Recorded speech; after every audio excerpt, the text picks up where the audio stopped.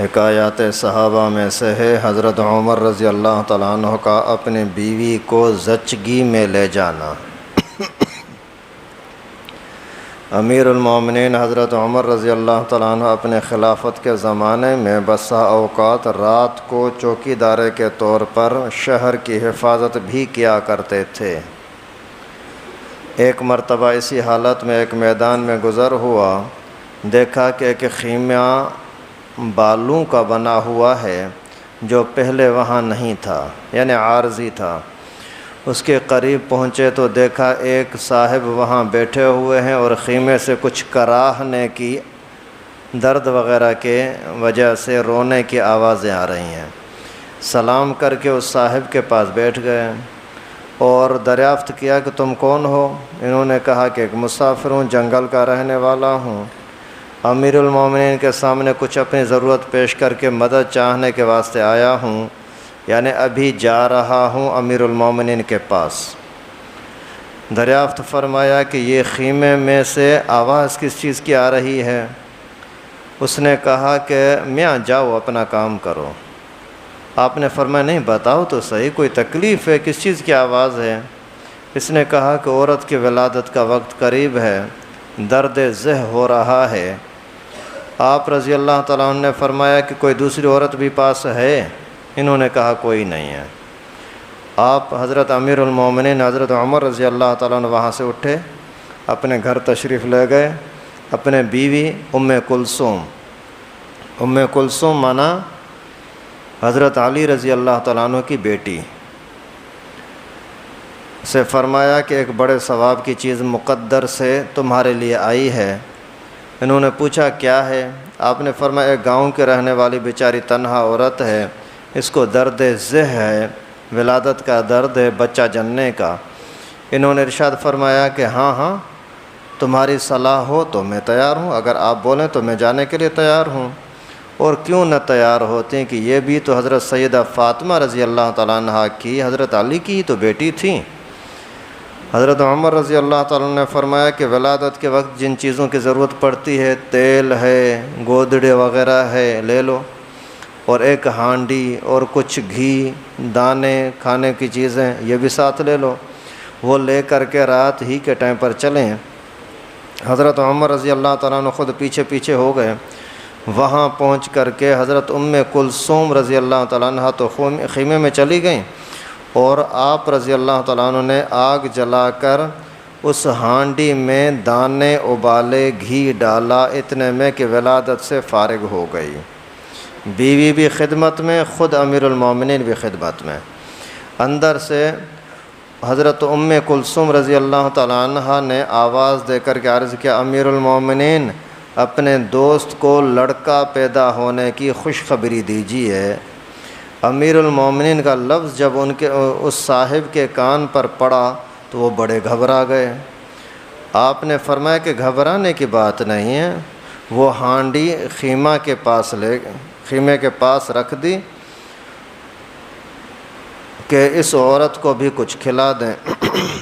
حضرت ام کلثوم رضی اللہ تعالیٰ عنہ نے اس کو کھلایا، اس کے بعد ہانڈی باہر دے دی۔ حضرت عمر رضی اللہ تعالیٰ عنہ نے اس بدو سے کہا کہ لو تم بھی کھاؤ، رات بھر تمہاری جاگنے میں گزر گئی ہے۔ اس کے بعد اہلیہ کو ساتھ لے کر کے اپنے گھر تشریف لے آئے اور ان صاحب سے فرمایا کہ کل آنا، تمہارے لیے کچھ نہ کچھ انتظام کر دیا جائے گا۔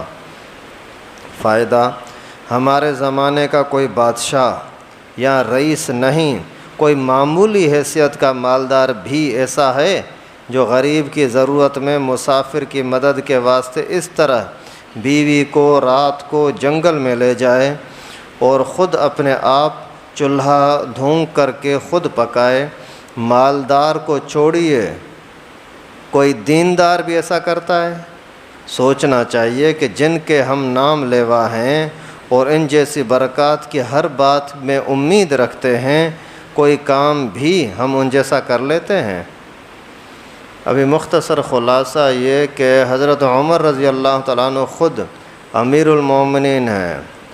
امیر المومنین کا مطلب یہ ہوتا ہے کہ جہاں تک اسلامی حکومت ہے، ہر علاقے کے جو گورنر ہیں وہ سارے گورنر اسی کے حکم کے پابند ہیں، لیکن اس کے باوجود رات کو خود چوکیداری کر رہے ہیں، خود ادھر ادھر گھوم رہے ہیں کہ شاید کہیں کسی کو ضرورت ہو تو میں وہاں پہنچوں۔ ایک کھلے میدان کے اندر ایک خیمہ نظر آیا، وہاں چلے گئے، کیا مسئلہ ہے، یہاں کیوں اچانک خیمہ آ گیا؟ پوچھا تو وہ بے ادبی کر رہا ہے، چھوڑو بھائی اپنا کام کرو۔ تو یہ سمجھتے ہیں کہ یہ مجھے جانتے نہیں، اس لیے اس طرح سے بے رخی باتیں کر رہے ہیں نا۔ بھائی بتاؤ تو صحیح۔ اسی ٹائم پر جا کر کے بیوی کو جگاتے ہیں اور بیوی کو اہلیہ کو لاتے ہیں اور ان کی خدمت کرتے ہیں، اہلیہ کو بھیجتے ہیں کہ جاؤ جا کر کے آپ ڈیلیوری کراؤ، اور خود باہر ان کے لیے کھانے پینے کی چیزیں تیار کر رہے ہیں امیر المومنین۔ تو یہ ہے مسلمان کی شان، یہ ہے ایمان کی شان کہ مجبور کے ساتھ ہر طرح سے مدد کرو۔ مجبور کوئی بھی، اس میں یہ بھی نہیں دیکھا جاتا، انہوں نے پوچھا نہیں کہ مسلمان ہے یا نہیں ہے، بس مجبور ہے، ضرورت مند ہے، انسان ہے، ان کی خدمت کرنی ہے۔ یہاں تک کہ حضرت عمر ہی کا فرمان ہے کہ اگر دریا کے کنارے پر کوئی کتا بھوکا مرے گا تو بھی عمر کو حساب کتاب دینا ہوگا۔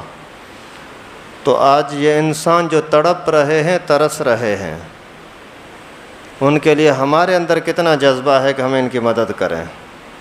نہیں تو پھر مسلمان کہلاتے ہوئے کچھ تو احساس ہونا چاہیے۔ کیسی جگہوں پر لوگ بیٹھے ہوئے ہیں، کوئی سہارا نہیں ہے، کہاں جائیں؟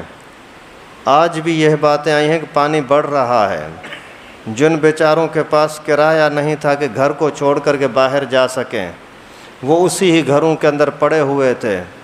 خیر پانی ہر طرف سے گھیرا ہوا ہے، اسی پانی میں سے سانپ بھی نکل رہے ہیں، اور اس کے باوجود ادھر ادھر جا نہیں رہے تھے کہ کہاں جائیں گے۔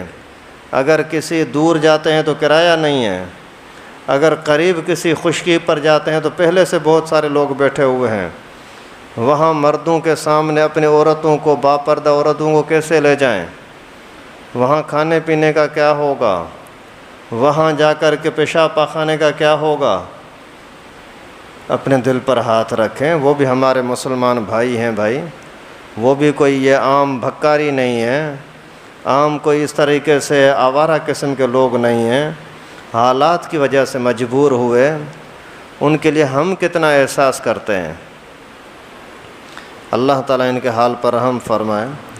تو مسلمان کی شان یہ ہے کہ درد ہونا چاہیے، سارے مسلمان ایک جسم کی طرح ہیں۔ احسن کما احسن اللہ الیک، اللہ تعالیٰ نے تمہارے ساتھ بھلا کیا ہے تو اللہ کی مخلوق کے لیے بھلا کرو، نہیں تو یہی چیز چھینی جا سکتی ہے۔ اللہ تعالیٰ کے سامنے کوئی مشکل نہیں ہے۔ اللہ تعالیٰ ہمارے حال پر رحم فرمائے۔ لائک کریں ہمارے چینل کو اور سبسکرائب کریں اور بیل آئیکن کو دبانا نہ بھولیں۔